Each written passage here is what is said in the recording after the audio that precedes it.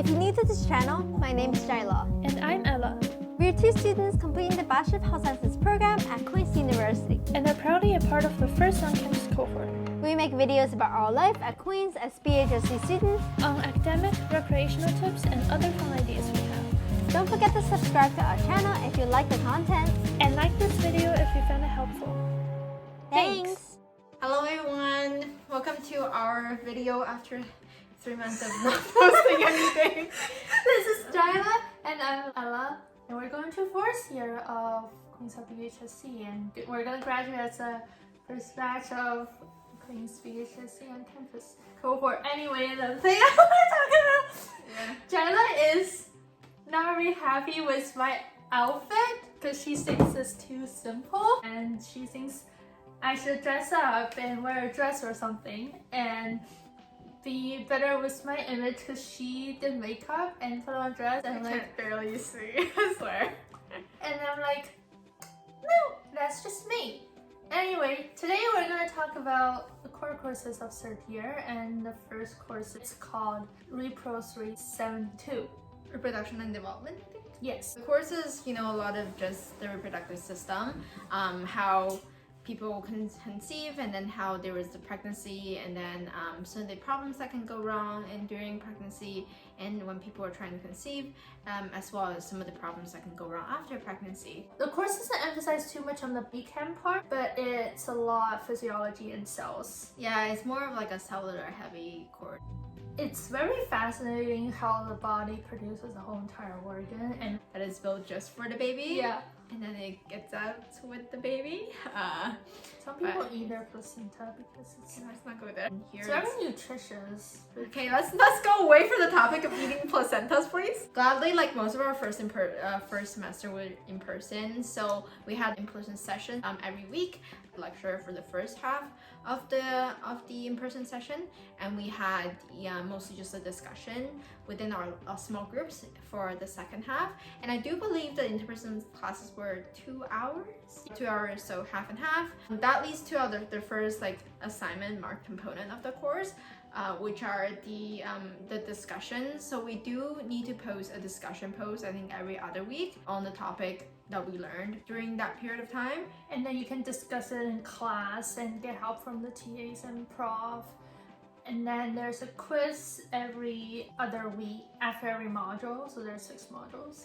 Yeah. And it's 15 multiple choice, so it's not really hard. It usually take like 30 minutes. Yeah. One thing good about taking the course in person is I do think our reply component was either we make one reply to appear, or we don't make any replies at all, but it was just very minimum. Like after we post the post, we're almost just done with it because we had the in-class discussion portion. And I've talked to people who are taking the online version that had to make 5 or 6 replies to get full mark. It's just, so it's a lot Talking easier is for us. so much easier rather Yeah. than replying to the discussion boards. We also had case studies, that's big assignments that we need to do for the course. It's called Adam and Eve, so it's a hypothetical case of Adam and Eve. It's trying to conceive. But he has problems to conceive too, and your job is to figure out why and the mechanism of why they cannot conceive well, and the treatment that they can potentially have to conceive. Yeah, so that's the case study, and it's a huge report that you have to write, and I think together they're 40% Yeah. a big component of your grade for this course. And then after the written report, you have to do the multimedia presentation near the end of the course. They actually just give us a bunch of numbers of groups, and then we just sign up to be which group, and then they assign the topic to the numbers. I got syphilis. She got herpes simplex virus. I didn't get that disease, by the way, but I didn't yeah. get it, but my group got it as our topic for the presentation. 6 people in the group, and then it was an in-class presentation, which we didn't get for a long time. TA kind of just sit right in front of you, and your peers are waiting to present. And it's also a fairly easy assignment. You just gotta do your own research on the disease mechanisms and the biomolecular physiology of the disease, and then different treatment and diagnostic methods, things like that. So that's that assignment, and there's no final exam for this course. Actually, there's one other thing to remark is that Sometimes there's guest speakers who came in and talked about their research. For those who love maternal and fetal health, you are in luck. the marking for this course when we were taking it was actually a little bit messed up. There was like a lot of controversy going on, and but our group cohort actually talked to the professor about it as well as the program director. So hopefully it should be fixed for the upcoming years. Yeah, I don't think there's any tips to do well in this course. It's just you do the content, you remember the content, and then you apply the content, and then it's fine. It's not like a super difficult course. So not as you bad guys as will be Become okay. 270. 270. Nightmare of the whole entire undergrad so far. Yeah. So the second course we wanted to talk about is IDIS 373. It's called Health, Ethics, Law, and Policy. ethics. Ethics. So the course is, as its name, it's about different controversial topics in healthcare, and then the intersection between kind of healthcare as well as different like healthcare policies and laws and some of the ethical issues. We talked about a variety of topics in this course, ranging all the way from advanced directives to medical assistance in dying to abortion, consent. We also have in-person sessions for this course every week.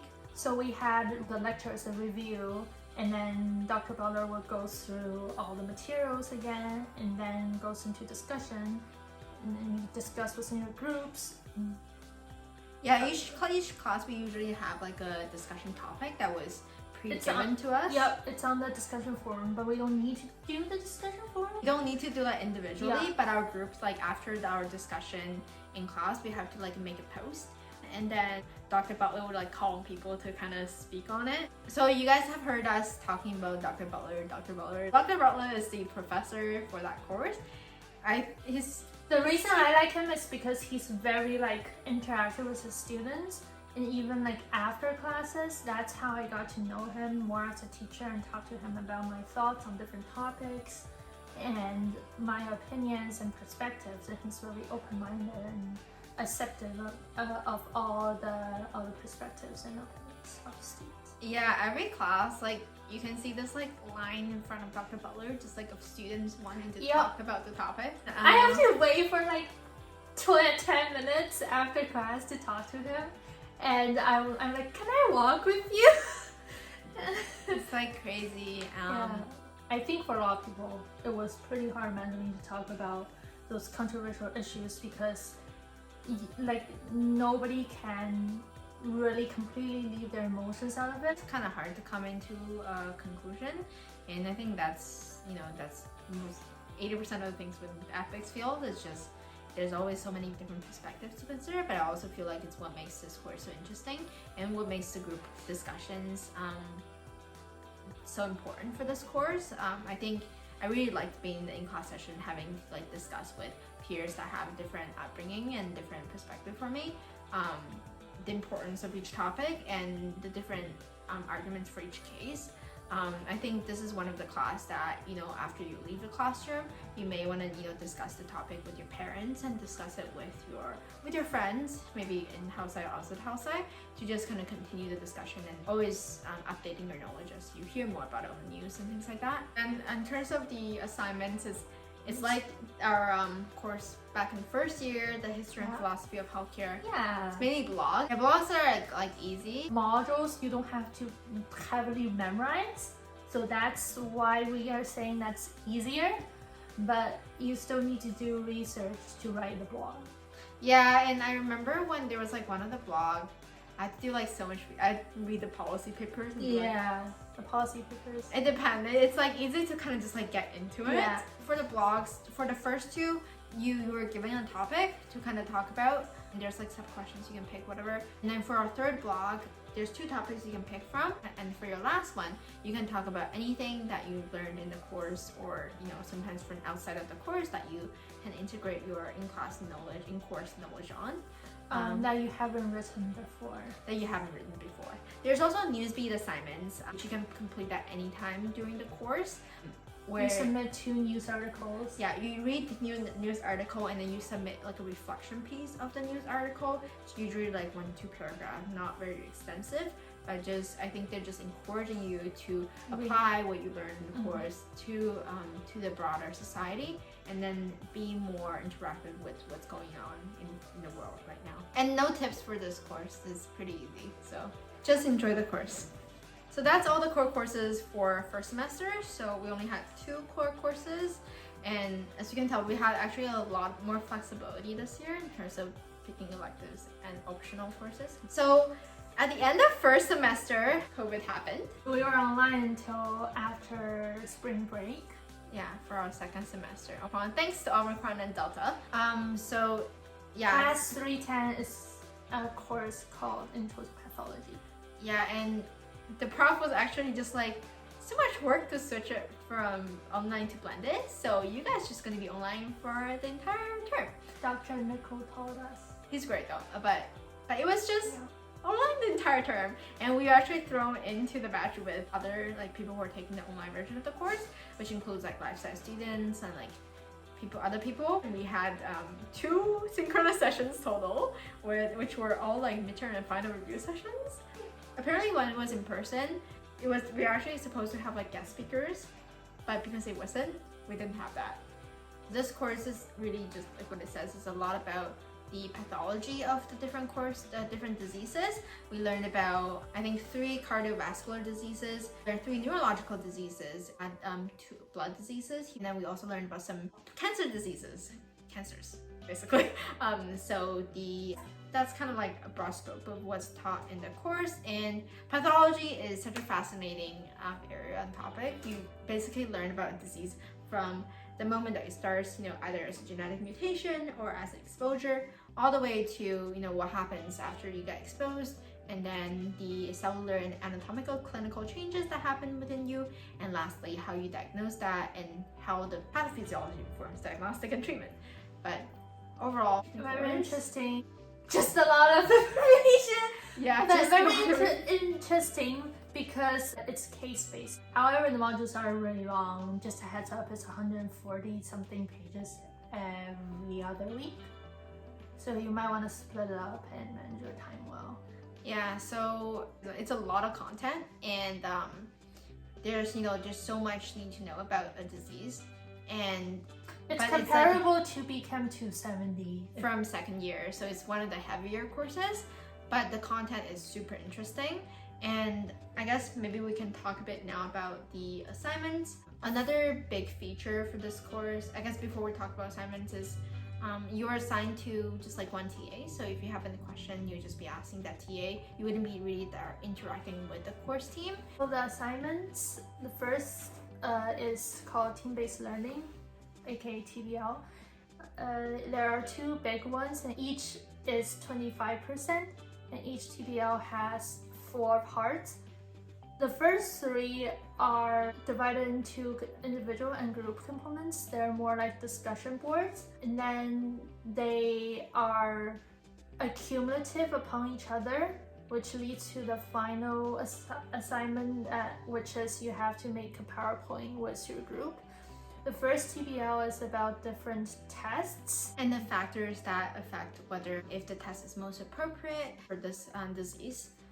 And the second one is about hypothesis. Yep, and if the hypothesis is worth testing or is it feasible to test?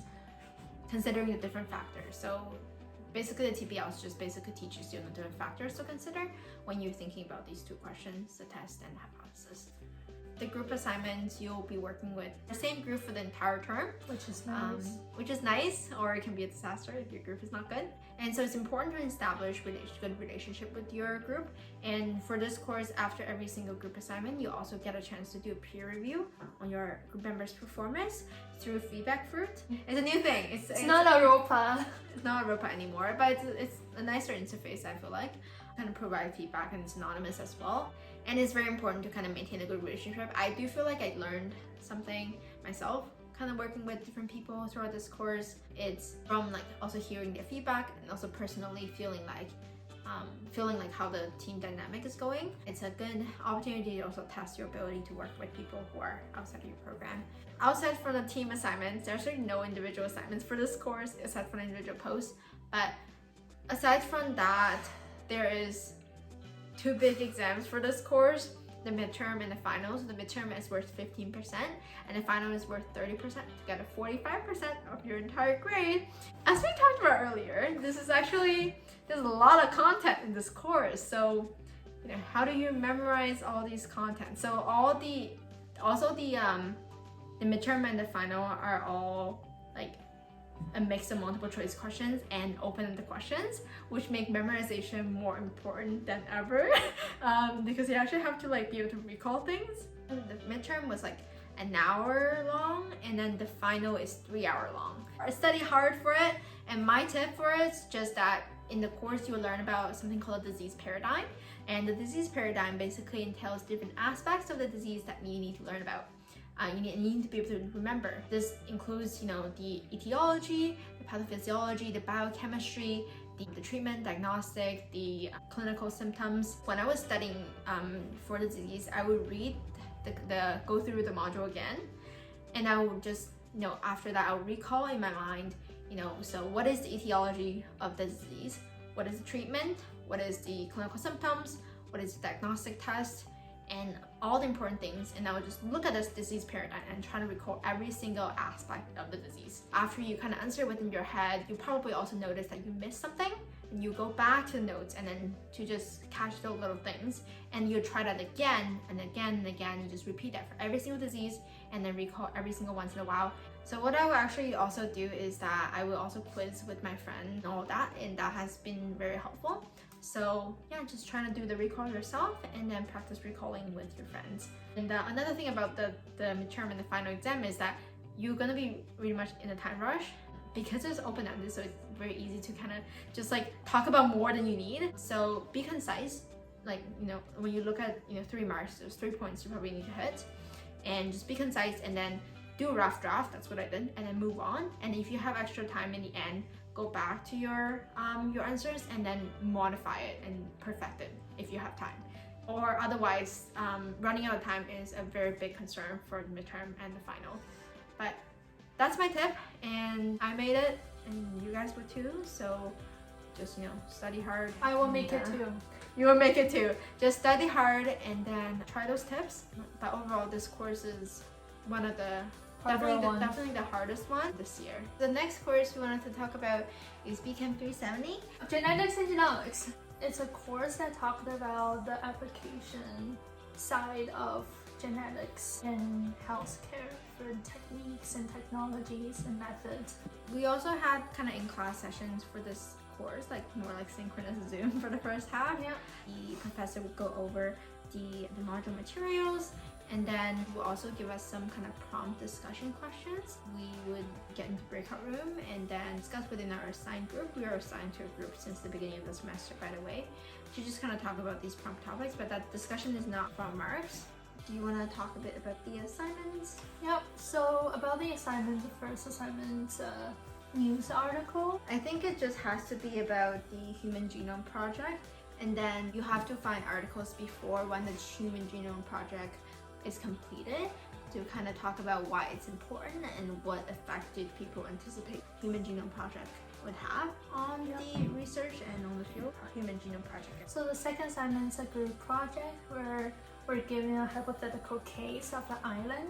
That pertains to like things about inheritance patterns, and there's like different topic area that we need to hit for the case. So the third assignment is assignment poster, which is basically select a genetic disease from the list that Prof provided and then make a poster about the disease and how it's formed, its treatment, how it's diagnosed, and different aspects of the disease. What are the inheritance patterns associated with the disease? Is it X-linked? Is it recessive? Is it dominant? Talk about the step of linkage analysis.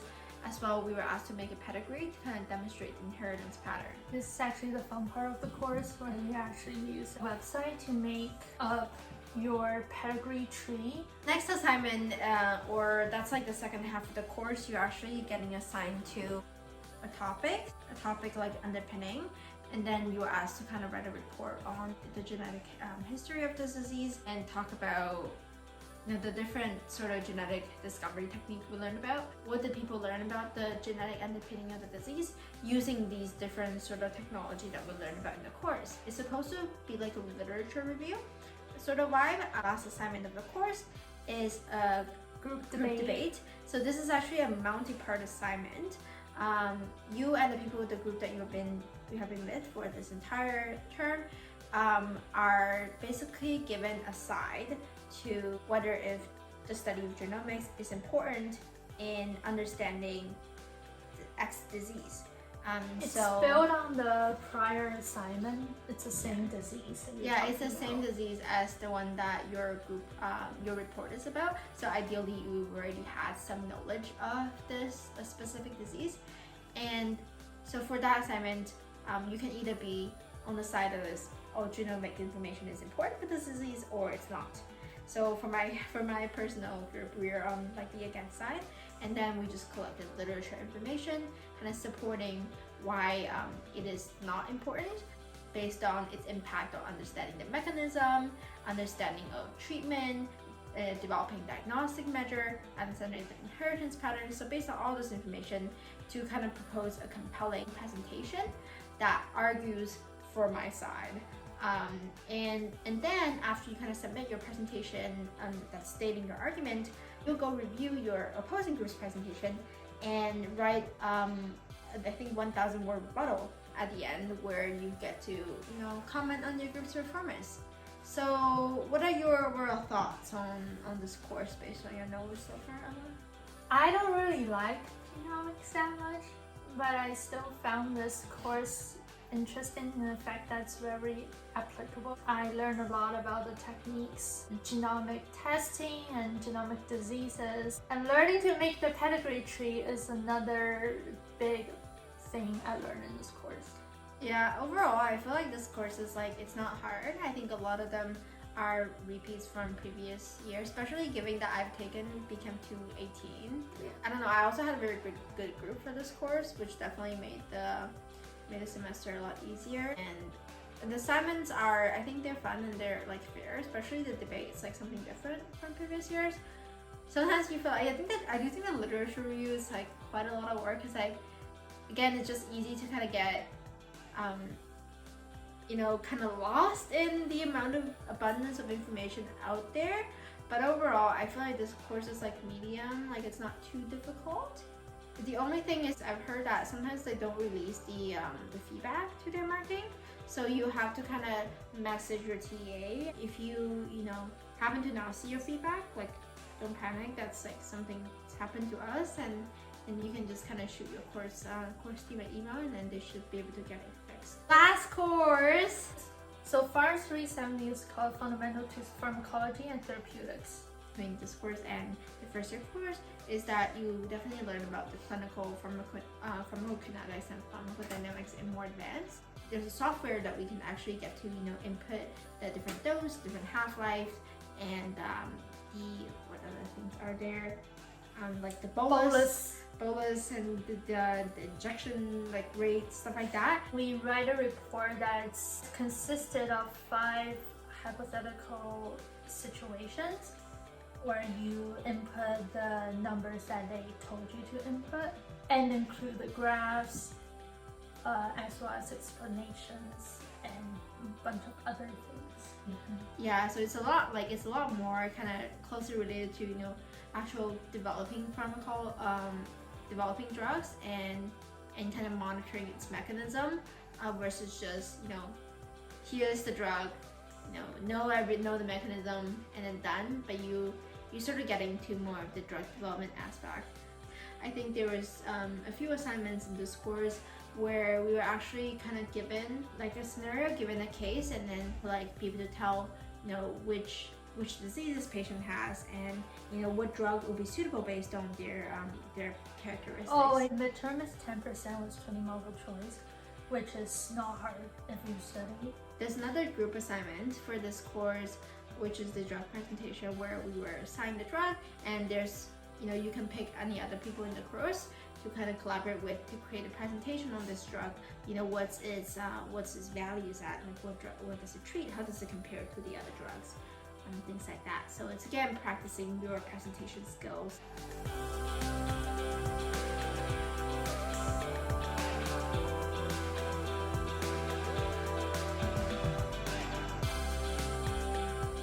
That's it for for all the core courses, and in terms of the optional courses, we won't make a video about it. But if you do have any questions about any of the optional courses that on the screen above that me and Ella took, you can just kind of send us a message on our Instagram, or you can comment down below and we'll reply and kind of discuss with you some thoughts about these optional courses. In addition, it may be worth knowing that the Health Sciences Society will again be creating a summary sheet of the second year and third year optional courses for you guys to kind of read over and see where there's kind of more people talking about their thoughts on each of the courses, to kind of help you better decide which courses you may want to take. They're all subjective thoughts, so just take it with a grain of thought and not be completely swayed by the opinions. Yeah, so that's it for this video. Have a good summer, guys. Yeah. A big thanks to all the friends, family, and professors for supporting me and Ella in creating this channel. We couldn't have done it without you guys. Thank you guys so much for the support, and thank those of you for watching. Bye!